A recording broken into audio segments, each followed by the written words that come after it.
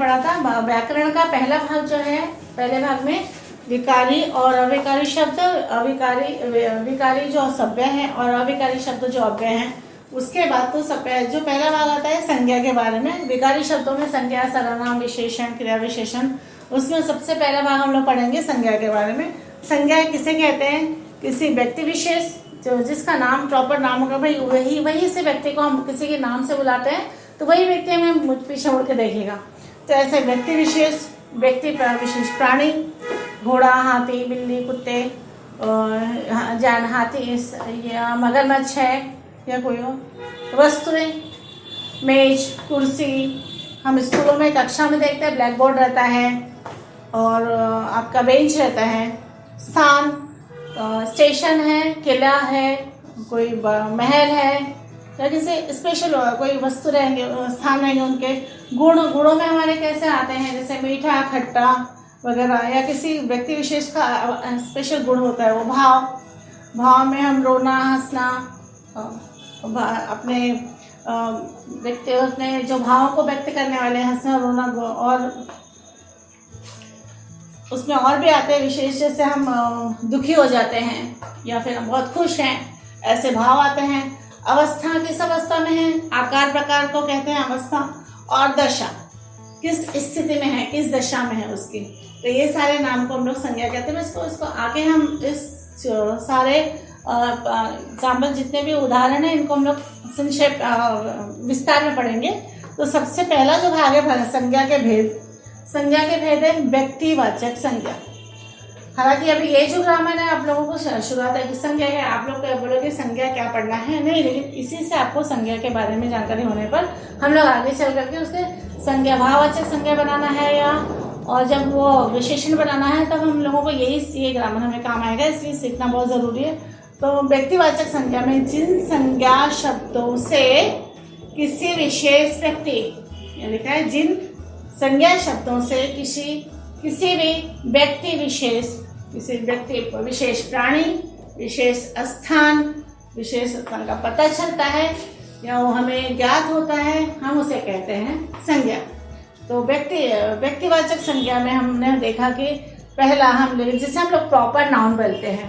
अगर हमने से रमेश है, सुरेश है और बहुत सारे बच्चे हैं तो हम बोलते हैं भाई किसी एक बच्चे का जब नाम लेकर खड़े होते तो खड़ा हो जाता है क्लास में, लेकिन हम बोले बच्चों खड़े हो जाओ तो सारे बच्चे खड़े हो जाते हैं। ये दोनों में डिफरेंसेस है। तो इसके अंदर व्यक्तिवाचक संज्ञा मतलब प्रॉपर नाउन, हमने उसी व्यक्ति को बुलाया है, उसी का नाम लिया है। तो जिन संज्ञा शब्दों में किसी विशेष व्यक्ति, विशेष प्राणी, विशेष स्थान के साथ का पता चलता है उन्हें हम व्यक्तिवाचक संज्ञा कहते हैं। इसको मैंने बराबर एकदम अलग अलग भागों में विभाजित करके बताया है आपको अच्छे तरीके से समझने के लिए। विशेष व्यक्ति हम जैसे बहुत सारे व्यक्ति हैं, हम बोलते छत्रपति शिवाजी महाराज, तो हमारे सामने एक शूरवीर, महान और बहुत ही बहादुर, हमारे एक ऐतिहासिक, हम इतिहास हैं, आज के समय पर भी हमें शिवाजी महाराज की आवश्यकता है। इस प्रकार से शिवाजी महाराज की एक प्रतिमा हमारे आंखों के सामने नजर आता है। तो हम किसी और की कल्पना नहीं करते उस समय। बोला क्या दिखा हमें? छत्रपति शिवाजी महाराज, महाराणा प्रताप जो घोड़े पर सवार हुए, में उनकी कल्पना आ जाती है। इस प्रकार से भगत सिंह, शहीद भगत सिंह जो स्वतंत्रता सेनानी थे हमारे। इस प्रकार से हम एक विशेष व्यक्ति को जिसका नाम प्रॉपर है वही वो व्यक्ति है, इस तरीके से हमें विशेष व्यक्ति विशेष उसमें आता है। तो हम जैसे कक्षा का मैंने बोला, ऐसे और भी एग्जाम्पल, बहुत सारे व्यक्ति खड़े हैं, हमारे दोस्त हैं या हम किसी शादी ब्याह के फंक्शन में गए हैं तो हम किसी एक का नाम लेकर के बुलाते हैं, वो पीछे पलट के देखता है, ये हो गया व्यक्ति विशेष। तो तीसरा है विशेष, दूसरा इसका भाग है व्यक्तिवाचक संज्ञा में ये व्यक्ति विशेष की हो गई। विशेष स्थान, जैसे मैसूर एक स्टेट राज्य का नाम है, दिल्ली एक स्टेट राज्य का नाम है, मथुरा राज्य का नाम है, अयोध्या राज्य का नाम है, मुंबई एक शहर का नाम है, मंदिर है जैसे सिद्धिविनायक मंदिर है, महालक्ष्मी मंदिर है, मुंबई में मुंबा देवी मंदिर है और मैहर माता मंदिर है। ऐसे और बहुत सारे और भी स्टेट है, रिलीजियस प्लेसेस है जिनका नाम लेते हैं। तो प्रॉपर ये हो गया विशेष स्थान का नाम। तीसरा आया विशेष वस्तुएं। वस्तुओं में बहुत सारे वस्तुएं हमारे जो रोज में ही हम रेगुलर यूज़ करते हैं सुबह से शाम तक। तो इसमें बहुत सारे, जैसे टूथपेस्ट है, माचिस है, चूल्हा, गैस का चूल्हा है, फिर हम अपनी किताबें हैं, पुस्तक के साथ हमारा बैग है। तो यहाँ पर मैंने कुछ वस्तुओं के नाम लिखे हैं, जैसे मोबाइल, आप लोग गेंद खेलते हो, गेंद, मेज, कुर्सी, कोई चित्र है, इस प्रकार से विशेष वस्तु। आखिरी में चौथा पार्ट से इसका विशेष प्राणी। प्राणी में घोड़ा है, हम घोड़े को बोलेंगे ये घोड़ा, हाथी वगैरह सब, लेकिन घोड़ा, हाथी, बिल्ली, लेकिन हम अपने घर में देखो पालते हैं बच्चों, किसी भी जानवर को पालते हैं, कुत्ते को या बिल्ली को, तो बोलेंगे उसका नाम रख देते हैं, तो उस नाम से उसको बुलाते हैं। तो ये हो गई उसके नाम की विशेषता। अब यहाँ पर विशेष प्राणी का हमने कहा क्या है, किसका नाम लिखा है मैंने, चेतक का। तो चेतक के नाम से एक घोड़े का नाम याद आता है। कौन था चेतक घोड़ा? वो हमारे महाराणा प्रताप के उस महान घोड़े को याद करते हैं कि वो चेतक घोड़ा जो महाराणा प्रताप का युद्ध में लड़ते लड़ते, जब महाराणा प्रताप को वहां पर युद्ध स्थल पे ले जाना, वहां से निकाल के लाना, चेतक घोड़े का बहुत बड़ा इसमें हाथ है। और अंत तक जब उसे मारा जाता है दुश्मन के द्वारा, मुगलों ने उस पर हत्या की, उस पर तोप डाले, तो चेतक मरते मरते भी उसे घसीटते अपने शरीर को घसीटते हुए महाराणा प्रताप के को उनके निवास स्थान तक पहुंचाने का कार्य किया। और दूसरा, और क्यों याद करते चेतक घोड़े को हम, कि महाराणा प्रताप जब उनकी अस्थियां जल रही थी, अर्थी को जब मुखाग्नि दी गई, तो चेतक जो है उसमें दौड़ के कूद पड़ा, इसे कहते हैं। मतलब चेतक को इस प्रकार से हम याद करते हैं। तो ये स्पेशल घोड़ा हो गया जिस घोड़े का नाम है। और एरावत हाथी, एरावत भी, हाथी तो बहुत सारे होंगे, हम हाथी बोलेंगे तो बहुत सारे हाथियों का नाम आएगा, वही हाथी है, घोड़ा है, लेकिन यहाँ पर एरावत नाम का एक हाथी, इसके पीछे भी एक इतिहास है। लेकिन फिलहाल आप समझो, जैसे चेतक के बारे में मैंने बताया कि भाई चेतक घोड़े का नाम है। कौन सा घोड़ा था, किस घोड़े का नाम चेतक है? मैंने बताया महाराणा प्रताप के घोड़े का नाम चेतक था, जिसने सौम्य भक्त दिखाया था, और देशभक्ति का भी बहुत बड़ा उदाहरण है वो। तो इसी प्रकार एरावत हाथी की भी कहानी, पूरी बहुत बड़ी कहानी हम बोलेंगे तो पढ़ाई थोड़ी पीछे रह जाएगी। तो इस तरीके से हमने व्यक्तिवाचक संज्ञा में के भेद के 5 भेदों में से एक भेद जो है व्यक्तिवाचक संज्ञा, उसके बारे में मैंने आप लोगों को विशेष व्यक्ति, विशेष स्थान, विशेष वस्तु और विशेष प्राणी का दर्शाया। इतना आप लोगों को समझ में आया? आप लिख के रख लीजिए।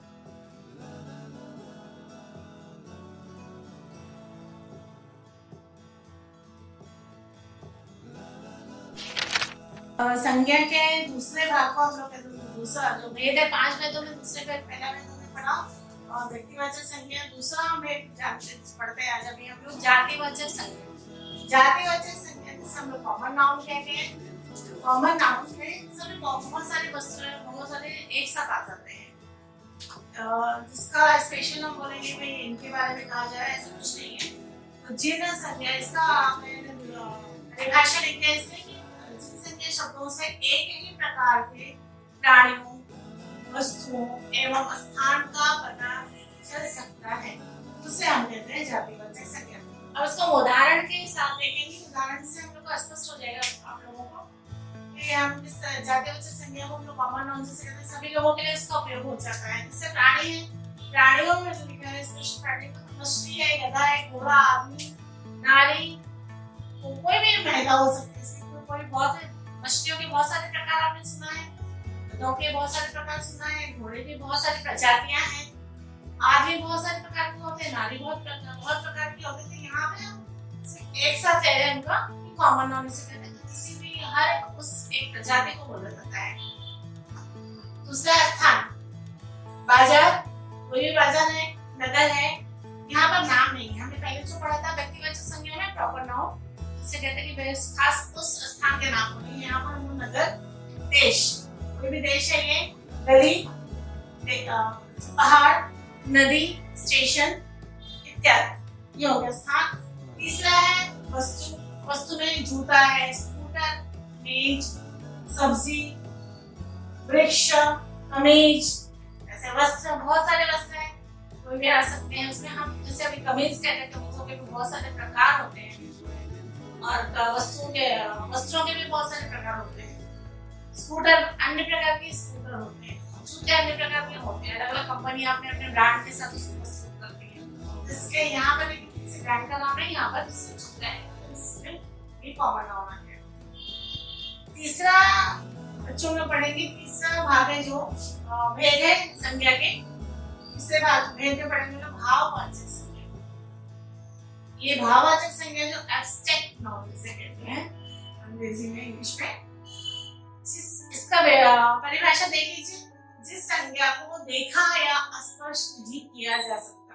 स्पेशल देखिए, ऐसे भाव किसे कहते हैं? जिस संज्ञा को, ऐसी संज्ञा जिसे हम लोग स्पर्श नहीं कर सकते या उसे हम कितना है क्या है उसे देख नहीं सकते, परंतु उसके भाव, उसके मैंने यहाँ पे लिखा है, आपको लिख के समझे। भाव, गुण, दोष, अवस्था, कर्म, कुछ काम हो रहा है, जो भी काम कर रहे हैं हम लोग, पढ़ाई लिखाई का काम कर रहे हैं, दौड़ने का काम कर रहे हैं, या सोने का काम कर रहे हैं, खाने पीने का काम कर रहे हैं, वो हम इससे जाना जा सकता है। इसे हम लोग कहते हैं भाववाचक संज्ञा। उसे हम कहेंगे इसे भाववाचक संज्ञा। हम इसका उदाहरण लेते हैं। कुछ उदाहरण में आता है जो भाववाचक संज्ञा में। ये आ गया कोमलता। कोमलता कितना कोमल है। हम कोमलता में क्या चीजें लेंगे? जैसे फूल है, उसको देखेंगे, फूलों को कितने कोमल होते हैं, रुई कितना कोमल होता है। कोमलता कितना कोमलता है उसे आप एक्सप्लेन नहीं कर सकते, बता नहीं सकते कितना कोमल है। आप उसको स्पर्श करोगे, आप एहसास कर सकते हैं, आपको आभास होता है कि वो कोमल है, लेकिन आप कितना कोमल है वो आप इसको सही तरीके से किसको बता नहीं सकते। जब तक मैं बोलूंगी भाई कितना कोमल है, तो आप उसको हाथों में लेकर के बताओगे इतना कोमल है, लेकिन आप उसको व्याख्या नहीं दे सकते, शब्दों से व्याख्या नहीं हो सकती। स्पर्श करके ही हो सकता है। स्पर्श करने के बाद उसको ऐसा हमें आभास होने के बाद इसके बारे में बता सकते हैं। कोमलता है सौंदर्यता, सौंदर्य से सुंदरता कहते हैं। ऊंचाई, लंबाई, तीव्रता, शीघ्रता, रोना, माँ की जो ममता होती है, ममता का भी हम व्याख्या नहीं कर पाते, कितनी ममता होती है, माँ कितना ममता करती है अपने बच्चों के साथ। कोई हंस रहा है, कितना हंस रहा है, बहुत हंस रहा है, कम हंस रहा है, हंसने की जो उसकी हम उसका स्पष्टीकरण नहीं दे सकते। दुखी होना, वो दुखी है, मन दुखी तो है, कितना दुखी है उसके भी हम बहुत अच्छे तरीके से एक्सप्लेन नहीं कर सकते। दूसरा प्रसन्न होना, प्रसन्नता भी एक भाव है, उस भाव को भी हम स्पष्ट शब्दों में स्पष्ट नहीं कर सकते। कितने प्रसन्न हो, बहुत प्रसन्न है, उस प्रकार से उसको सही तरीके से स्पष्टीकरण देने से या कोई भी नहीं बता सकता कितना है। तो ये कैसा है? इसका मतलब क्या हुआ कि हम इसे सिर्फ आभास कर सकते हैं। हम इसे सिर्फ, हमें उसको एहसास होता है, हमें उसका आभास होगा, मेरे तरह से भी हम नहीं बता पाए, किसी क्वांटिटी नहीं बता पाते कितना हम कर रहे हैं। इसी प्रकार से इसलिए हम भाववाचक संज्ञा कहते हैं। जैसे क्रोधित होना भी आता है, क्रोध आया, गुस्सा आया है, क्रोध है, कितना है अपना प्रेम। प्रेम हम अपने देव, अपने भक्ति के साथ करते हैं, अपने माँ अपने बच्चों के साथ करती है। जानवरों को भी देखा है, वो भी अपने छोटे छोटे बच्चों के साथ रहते हैं, उनका भी प्रेम है। घृणा करना, घृणा आ जाता है, घृणा भी एक भाव है। विचार करना भी एक भाव आता है। चिंतन करना ये भी भाव में आता है। तो इस प्रकार से हमने भाववाचक संज्ञा का भी यहाँ पर हम स्पष्टीकरण मैंने दिया है। और इस प्रकार से हमने व्यक्तिवाचक, जातिवाचक और भाववाचक संज्ञा, तीन भाववाचक संज्ञा के 5 भेदों में से 3 भेदों का मैंने यहाँ पर आपको स्पष्टीकरण दिया है। और जहाँ पर भी कुछ अड़चन आती रहेगी उसको प्रश्नों के द्वारा हम आगे चल के जब प्रश्न पत्र बनाओगे इसका, तब आप इसको सॉल्व करोगे, आपको पता चल जाएगा आपने किस प्रकार से कितना उसको सीखेंगे।